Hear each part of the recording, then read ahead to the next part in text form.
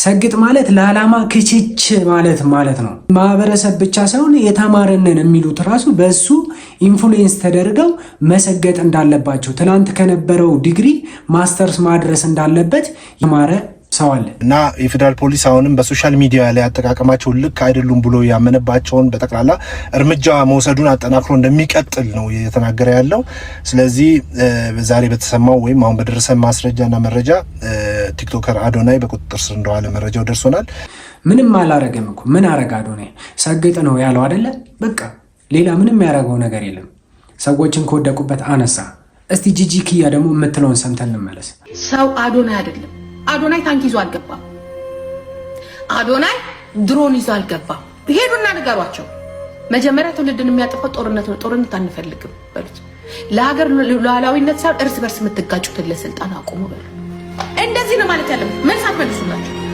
ያ የመጡበት መንገድ ይሄ ከሆነ ትውልድን የሚያጠፋው ትውልድን የሚያጠፋው ሙስና ነው። ትውልድን የሚያጠፋው ስርዓት አልበኝነት ነው። ትውልድን የሚያጠፋው አዶናይም አይደለም ሶሻል ሚዲያ ማለት ነው። ትውልድ ጠፋ። ኖ ኖ ኖ ኖ ኖ ኖ ኖ ኖ ትውልድ የሚያዳምጠን ጠፋ። ሚዲያችን የሚያዳምጠው ጠፋ። ሄዱባችሁ እንደዚህ ብላችሁ ሰማችሁት ነው ቤተሰብ። ትውልድን የሚያጠፋው ዘረኝነት እንጂ ትውልድን የሚያጠፋው ሙስና እንጂ ትውልድን የሚያጠፋው አዶናይ አይደለም። እንደውም እኔ አንዳንድ እናቶች ቲክቶክ ላይ ሲለቁ አይቻሉ። ገብሪ ስለ አዶናይ ያነሳችሁን ሀሳብ አይቼ የኔንም ሀሳብ ላካፍላችሁ ነው የመጣሁት። በተለይ ልጆች ያሏችሁ የምታስቡላቸው እህት ወንድም ያላችሁ ሰዎች በደንብ አዳምጡኝ። ገብሪ እንደውም ኢንተርናሽናል ትምህርት ቤት ብላ በደንብ አንስተዋለች። ግን ኢንተርናሽናል ትምህርት ቤት ብቻ አይደለም፣ ከማታስቡት ክፍለ ሀገር እንኳን የሚመጡ ብዙ ልጆች ስላጋጠሙኝ ነው። ባለቤቴ ፐርሰናል ዲቨሎፕመንት ላይ ስለሚሰራ አብዛኞቹን ወደሱ የሚመጡ ከስተመሮችን ቀድሜ ማውራት ቻንስ አለኝና የብዙዎቹን ታሪክ ሰማለሁኝ። በተለይ በጣም የሚያሳዝኑ ወጣቶች አሉ በዚህ ጉዳይ ላይ የሚጠቁ ራስን እስከ ማጥፋት ድረስ ራሳቸውን እስከ መጥላት ድረስ የሚደርሱ ሰዎች አሉ።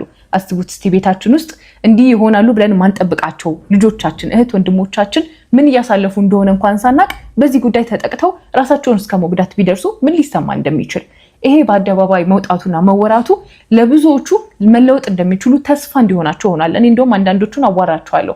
አየኔ ነገር ግን የበቃለት ይመስለኛል ተስፋ የለኝም ሲሉኝ ይሁት እስቲ ይሄን ልጅ ማለት እንዲጀምር አድርገውኛልና እውነትም ለካ የመቀየር ተስፋ አለ ብሎ ብዙዎቹ እንዲያስቡ አድርጓቸዋል። አብዛኞቻችን እስቲ ራሳችንን እንፈትሽ።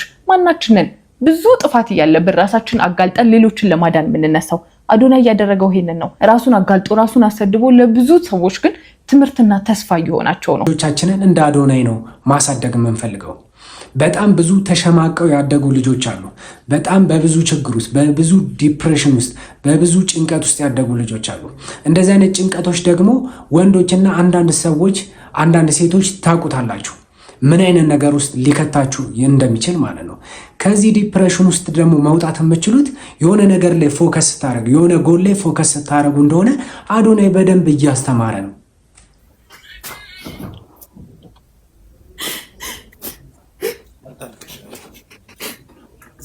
ዘፈኑን ቀንሹ ቢያንስ። አይ ፖስት ያደረኩት ቪዲዮ ስለሆነ ስለ አዶናይ ፖስት አደረግሽ? ስንት ዓመትሽ ነው ሳሮን? 18 አሁን ወደ 19 እየሄድኩኝ ነው። ሳሮን የት ነው የምትኖሪው? እዚሁ አዲስ አበባ።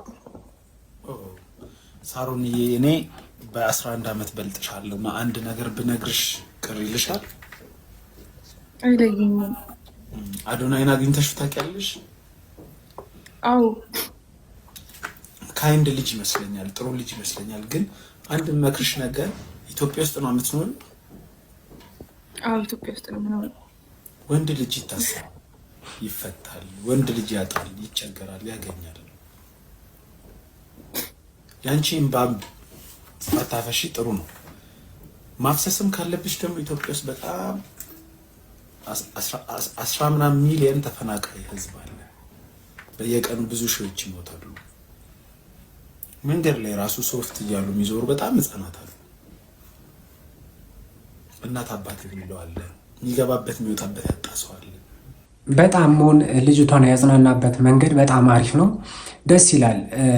እኛ ወንድ ልጅ እውነት ነው ታስሮ ይፈታል። ምንም ችግር የለውም። አሁንም ይኸው ሙሴ ሰለሞንም ተፈቷል፣ ጆን ዳንኤልም ሌሎችም ተፈተዋል። ነገ እሱም መፈታቱ አይቀርም። ነገር ግን ጊዜ ወሳኝነት አለው። ለህይወታችን ጊዜ በጣም ወሳኝነት አለው። በሚታሰርበት እድሜ ልክ ወይም ደግሞ ጊዜ ልክ በጣም ጥሩ ስራ፣ በጣም ብዙ ስራ እንደሚሰራ በጣም እርግጠኛ ነኝ። መታሰሩ ኖርማል ነው፣ አይሟሟም፣ አይሳሳም። ግን ደግሞ በዛ ታይም ብዙ ስራ ይሰራል ብለን ነው የምናምነው የእሱ ደጋፊዎች። ግን አንድ መናገር የምፈልገው ይቀመጣል እንዳደራ፣ እንዳትረሱት፣ ይቀመጣል እንዳደራ። ይቀመጣል እንዳደራ ደግም ሰራ ክፉም ሰራ ሁሉም የእጁን ያገኘዋል። ሊቆይ እንጂ መች ይቀራል። ይቀመጣል እንዳደራ ሰው ደግም ሰራ ክፉም ሰራ ሁሉም የእጁን ያገኘዋል። ሊቆይ እንጂ መች ይቀራል።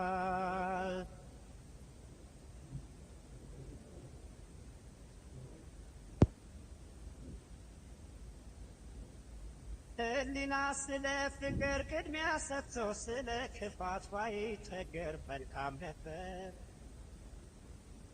ፈጣሪ ተምሳሌቱ ስጋ ለብሶ እኔን ደራሽ ለወገኔ እኔን እሱ ነው እኔን ሰው ያደረገኝ እሱ ነው። አዶንያስ እዩ ጩፋ ጋር ሁለተኛ ጊዜ ለመሄድ ለምን አስፈልገው ብለን ሀሳብ እንስጥ። አዶናይ እዩ ጩፋ ጋር ለምን ሁለት ጊዜ ይቅርና 22222 ጊዜ ለምን አይሄድም? አንተ ምን አባ ከገባክ? አዶናይ ስለሄደ ምንድነው የሚቆረቁረ? አዶናይ ሁለት ጊዜ እዩ ጩፋ ጋር ስለሄደ አስቴት ልስጥ፣ ሀሳብ ልስጥ።